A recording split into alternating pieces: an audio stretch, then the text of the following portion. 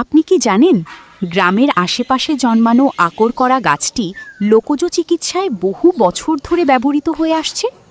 দাঁতের ব্যথা বা মাড়ির অস্বস্তি হলে এর একটি তাজা ফুল বা এক দুটি কচি পাতা ভালোভাবে ধুয়ে হালকাভাবে চিবানো হয়। এতে মুখে ঝিনঝিন অনুভূতি হয়, যা সাময়িকভাবে ব্যথা কমাতে সাহায্য করতে পারে। আবার অনেকেই পাতা বেটে অল্প রস বের করে মাড়ির আক্রান্ত স্থানে লাগিয়ে থাকেন। তবে মনে রাখবেন, এটি একটি লোকজ পদ্ধতি।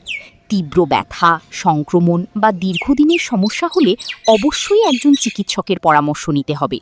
গর্ভবতী নারী ও শিশুদের ক্ষেত্রে বিশেষজ্ঞের পরামর্শ ছাড়া এটি ব্যবহার করা উচিত নয়।